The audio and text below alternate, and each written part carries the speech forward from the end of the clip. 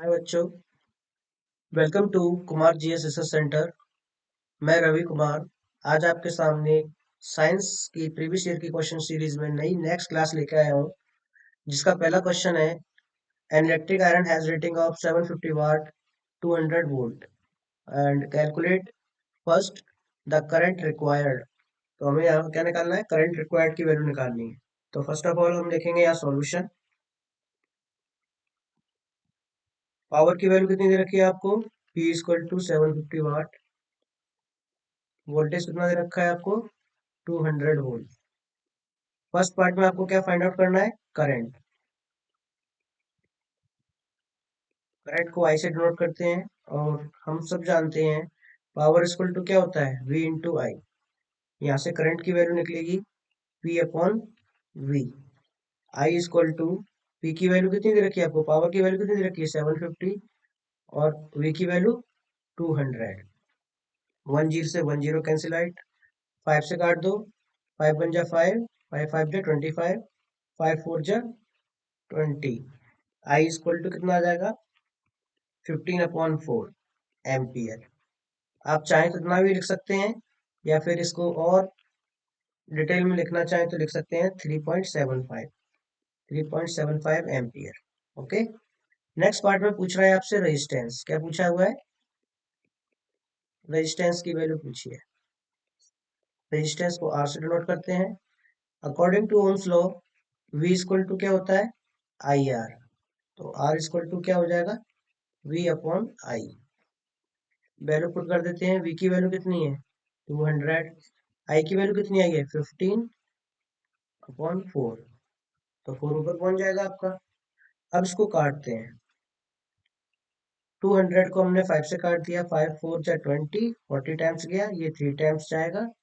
Are equal to कितना आ जाएगा? 4 4 जा 16, 160/3। R equal to 53.3 ohm. R equal to कितना आ जाएगा? 53.3 ओम। नाउ हमसे पूछा है सी में energy consumed by iron in 2 hours. Time कितना दे रखा है? एनर्जी पूछी है।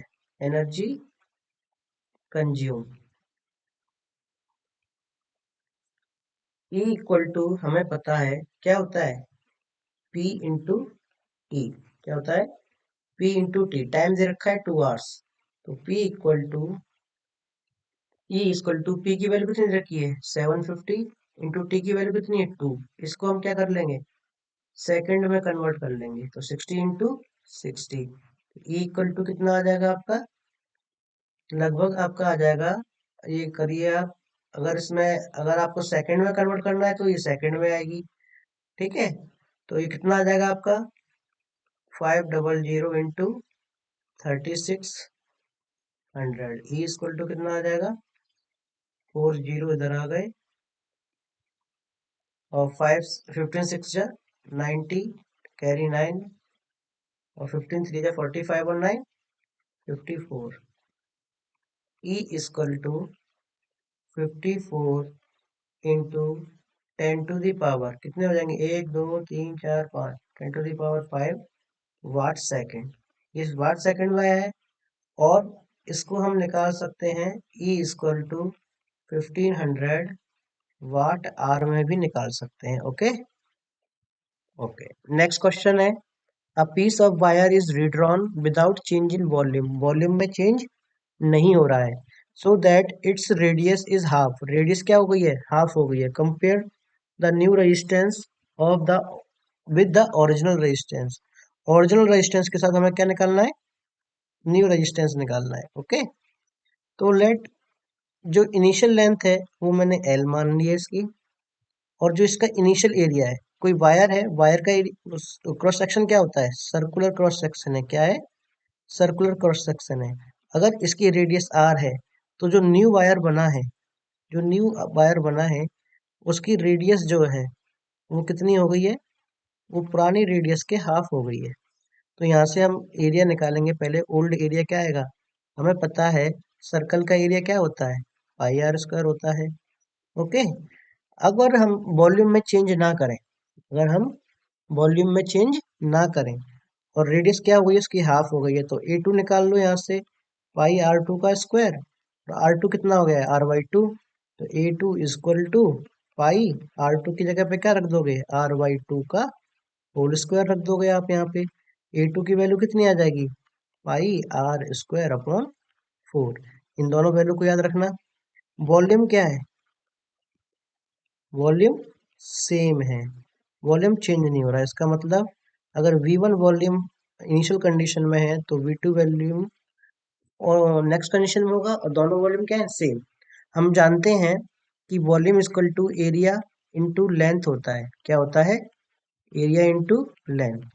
तो यहाँ पर आपको A1 भी दे रखा है, L1 दे रखा है, A2 दे रखा है, L2 फाइंड आउट करना है। L2 इक्वल टू क्या आ जाएगा, A2 अपॉन A1 L1। यहाँ से हम क्या कर लेंगे, L2 की वैल्यू फाइंड आउट कर लेंगे। किसकी वैल्यू फाइंड आउट कर लेंगे, L2 की वैल्यू फाइंड आउट कर लेंगे। A2 की वैल्यू कितनी आई है, पाई R² अपॉन 4। A1 की वैल्यू कितनी है, पाई R²।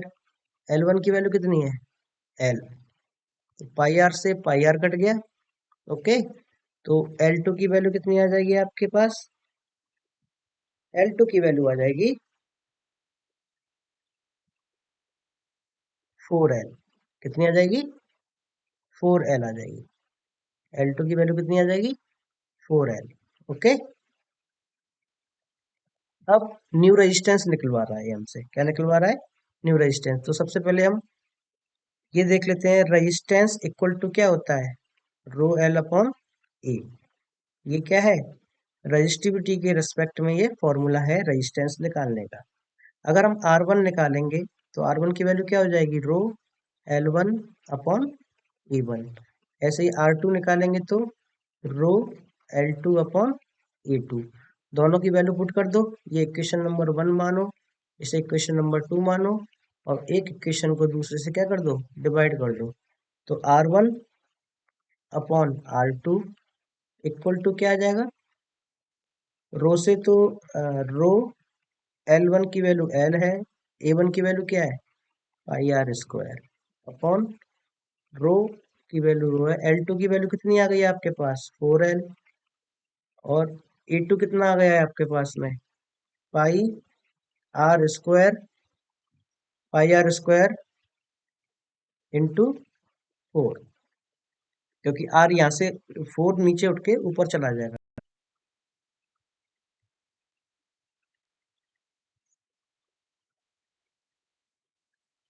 यहाँ से R1/R2 के बीच में क्या निकलेगा रिलेशनशिप, देखो एक तो 4 ये है, और एक डाउनवर्ड डायरेक्शन में न्यूमरेटर में 4 ये है, 1/16।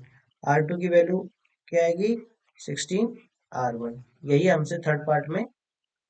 अगला क्वेश्चन है, एक करंट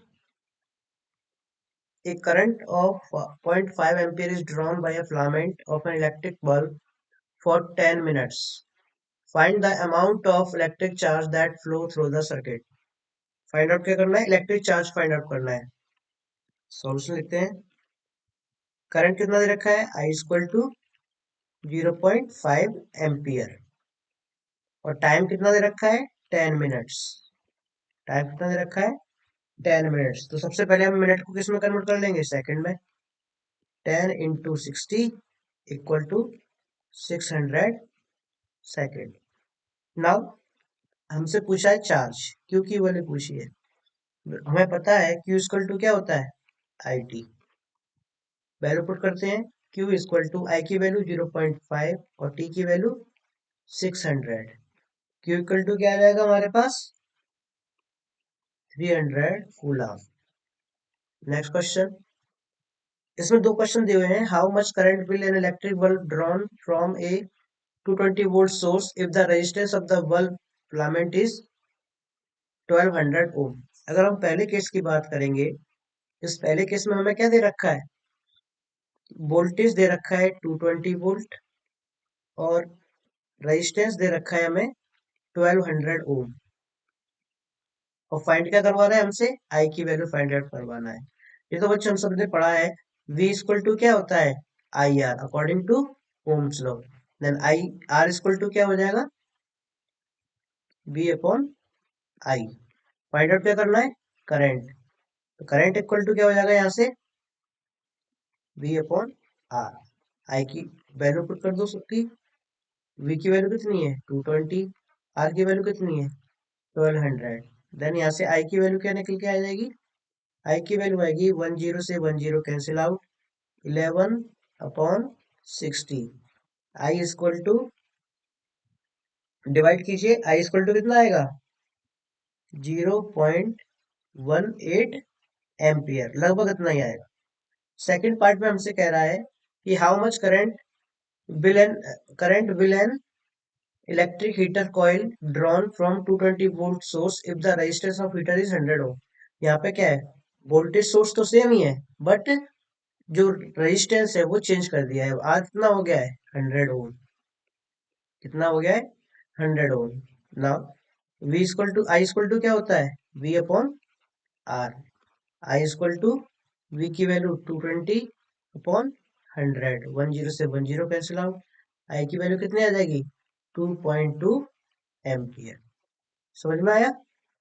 अगला question, when two resistance when two resistors of resistance R1 and R2 are connected in parallel, the net resistance is 3 ohm, or when connected in series its value is 16 ohm। R1 और R2 की value find out करनी है, मतलब आपको equivalent resistance दे रखा है और आपको क्या फाइंड आउट करना है, रेजिस्टर्स की वैल्यू फाइंड आउट करनी है, अलग अलग रेजिस्टर।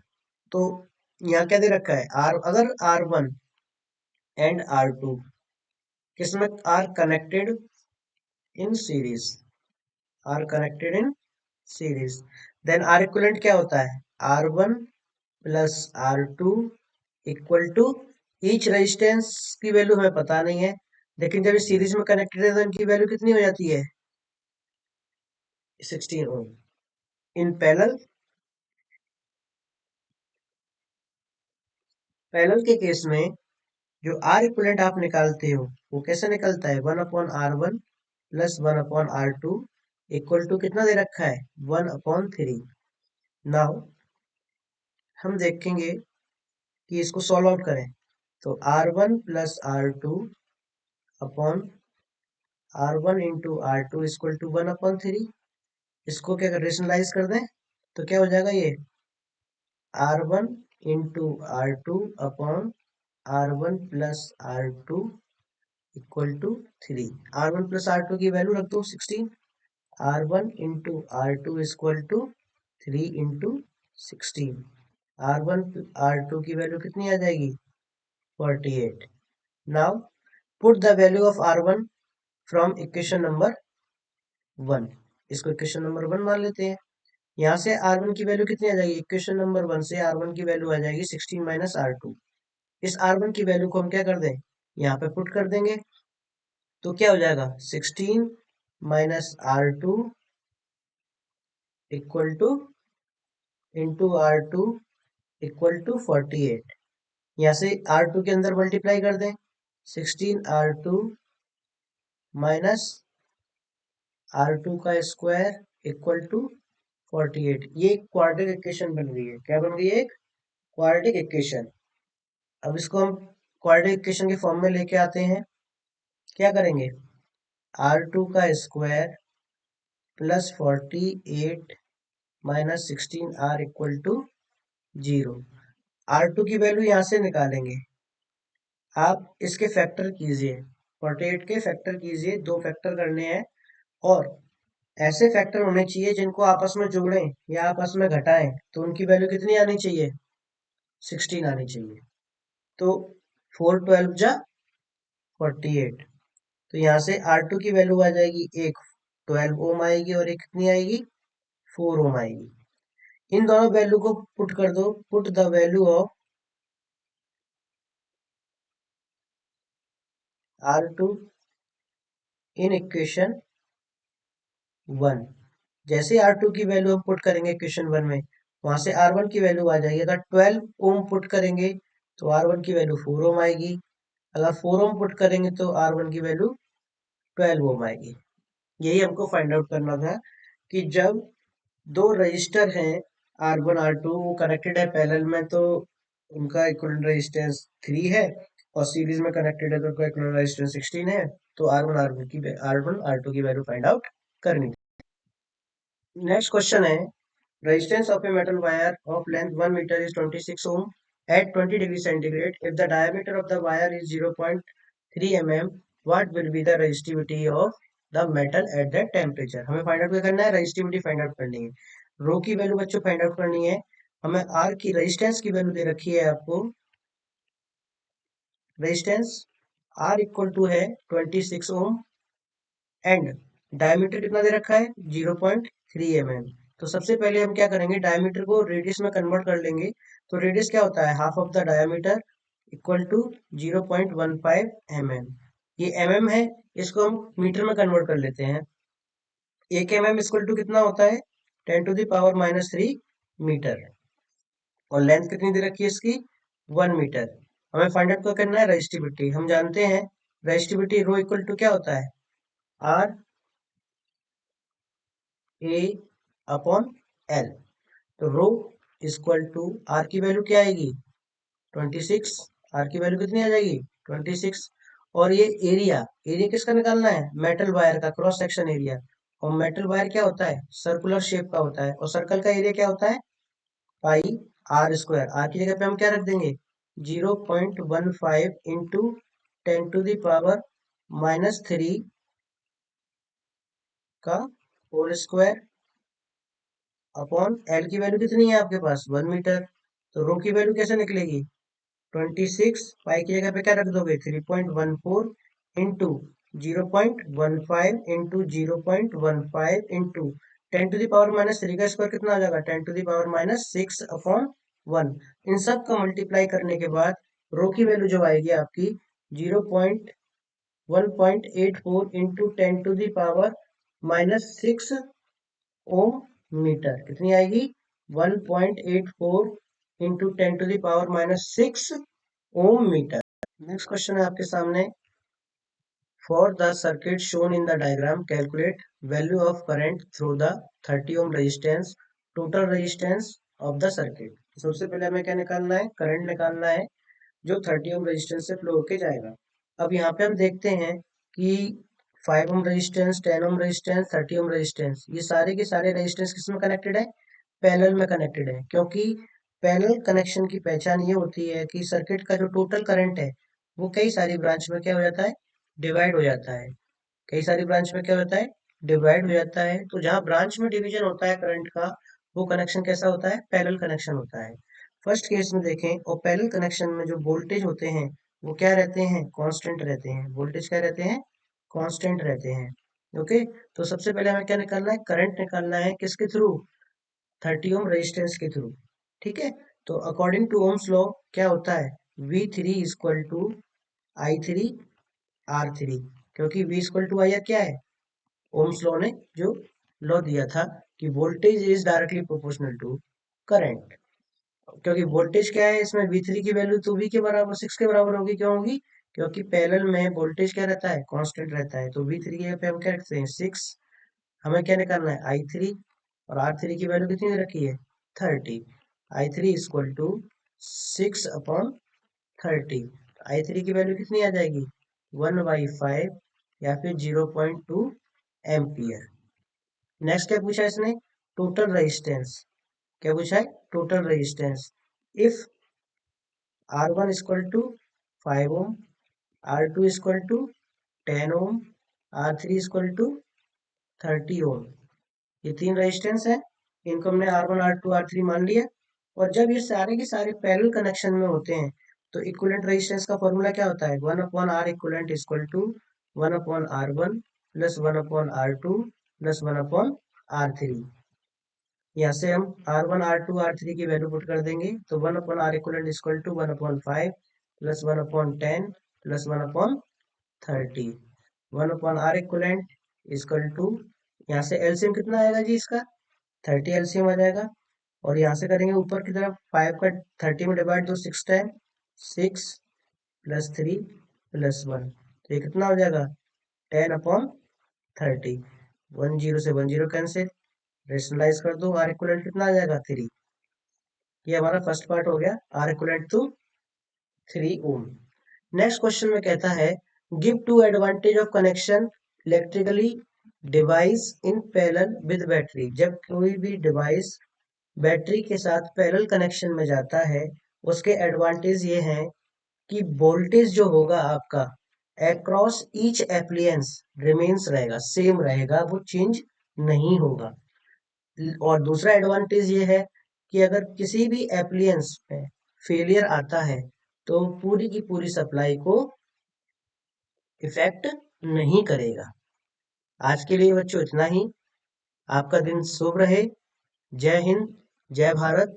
अगर आपको मेरा ये सॉल्यूशन अच्छा लगा हो तो फॉर मोर इन्फॉर्मेशन के लिए, आने वाली वीडियोस के लिए हमको मोटिवेट कीजिए, हमारा चैनल सब्सक्राइब कीजिए। आपका दिन शुभ हो। धन्यवाद।